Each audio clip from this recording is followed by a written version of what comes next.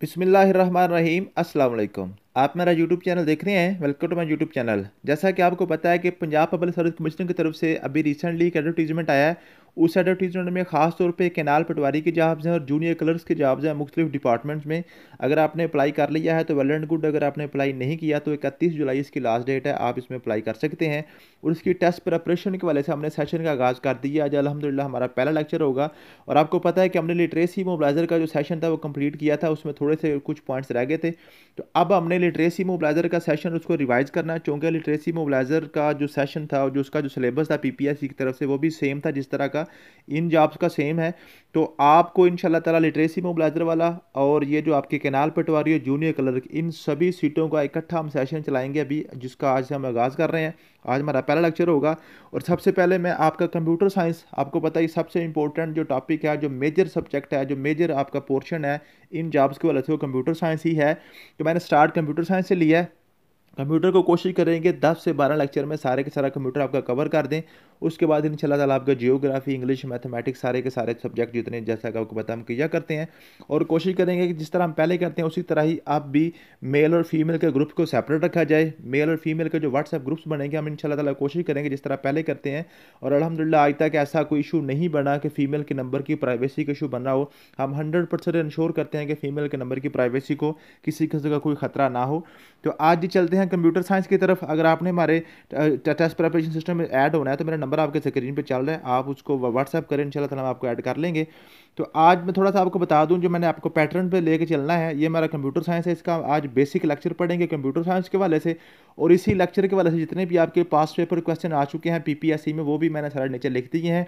इंशाल्लाह ताला जब आप आज का लेक्चर पढ़ लेंगे, सुन लेंगे, तो आपको ये सारे के सारे क्वेश्चन आपके क्लियर हो जाएंगे। तो सबसे पहले आज हमने जो पढ़ना है वो हमने पढ़ना है जी कंप्यूटर।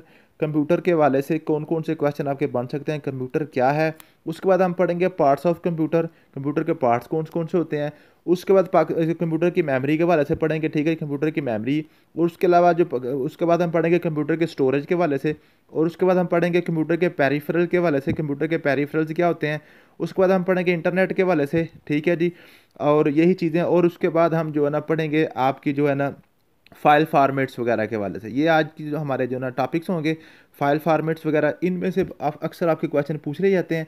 तो सबसे पहले जो कंप्यूटर है, कंप्यूटर क्या है। कंप्यूटर एक इलेक्ट्रिक मशीन है, इलेक्ट्रॉनिक्स मशीन है, ठीक है। क्या मतलब है कि ये बिजली से चलने वाली मशीन है। ये इलेक्ट्रॉनिक मशीन है, ये कोई मैकेनिकल नहीं है। इसमें कोई ऐसा पेट्रोल या डीजल वगैरह की मशीन नहीं है। ये कौन सी है जी, आपकी इलेक्ट्रॉनिक मशीन है। किस लिए यूज़ होती है जी, हमारी कैलकुलेशन के लिए यूज़ होती है। किसके लिए यूज़ होती है जी, कैलकुलेशन के लिए यूज़ होती है, प्रोसेसिंग के लिए यूज़ होती है, ठीक है। इस यहाँ से आपका क्वेश्चन यहीं तक बनेगा कि कंप्यूटर क्या है और ये कैलकुलेशन के लिए यूज़ होती है या प्रोसेसिंग के लिए यूज़ होती है, ठीक है जी। ये दोनों काम ये करती है, डाटा लेती भी है, डाटा देती भी है। नेक्स्ट हम बात करते हैं। उसके बाद कंप्यूटर के पार्ट्स के वाले से बात कर लेते हैं। कंप्यूटर के जो पार्ट्स होते हैं ना, इसको दो हिस्सों में तकसीम किया जाता है। एक होता है हमारे पास हार्डवेयर, एक होते हैं हमारे पास सॉफ्टवेयर। हार्डवेयर वो होते हैं जो जिसको हम टच कर सकते हैं, जो बाहर से हमें नज़र आ रहे होते हैं।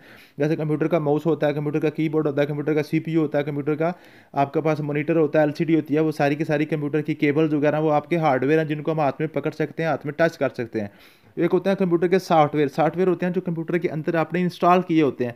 जैसे आपने वीएलसी मीडिया प्लेयर इसमें इंस्टॉल किया होता है, इसमें आपने विंडो इंस्टॉल की होती है, इसमें आपने पीडीएफ रीडर इंस्टॉल किया होता है। मुख्तलिफ आप जो इसमें सॉफ्टवेयर इंस्टॉल करते हैं उसको हम क्या कहते हैं जी, सॉफ्टवेयर कहते हैं, जो कंप्यूटर को चलाने के लिए इस्तेमाल होता है। कंप्यूटर किसकी बेस पे चलता है, अपने सॉफ्टवेयर की बेस पे चलता है, ठीक है जी।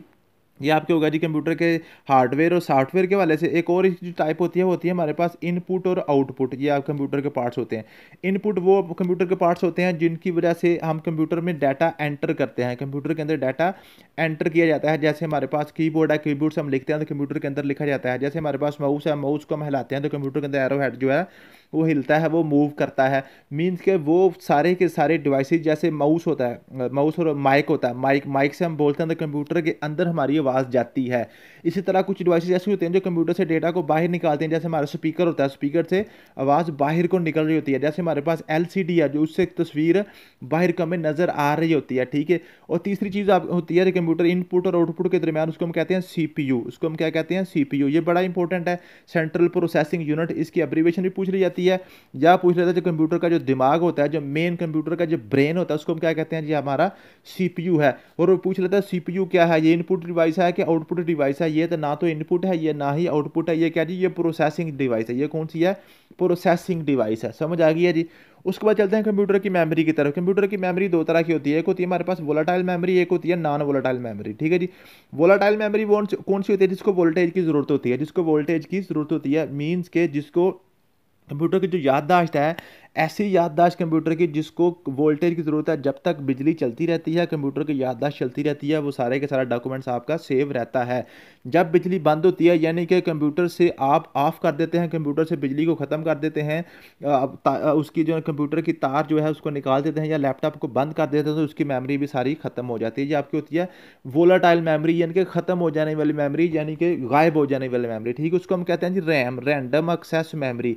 इसके वाले से आपके क्वेश्चन पूछ लिया जाएगा कि वोलेटाइल मेमोरी कौन सी होती है? ऐसी मेमोरी जो कंप्यूटर ऑफ होने से खत्म हो जाए, वो कौन सी होती है? वो वोलेटाइल मेमोरी होती है। रैम कौन सी होती है? रैम वोलेटाइल मेमोरी है। रैम की एब्रीविएशन पूछ ली जाती है रैंडम एक्सेस मेमोरी। ये सारी की सारी चीज़ें मैंने अपने नोट्सों में लिखी हुई हैं, आपने परेशान नहीं होना। इंशाल्लाह ताला जब आप लेक्चर के बाद नोट्स पढ़ेंगे तो आपको सारी की सारी चीज़ें ईजिली समझ आ जाएंगी।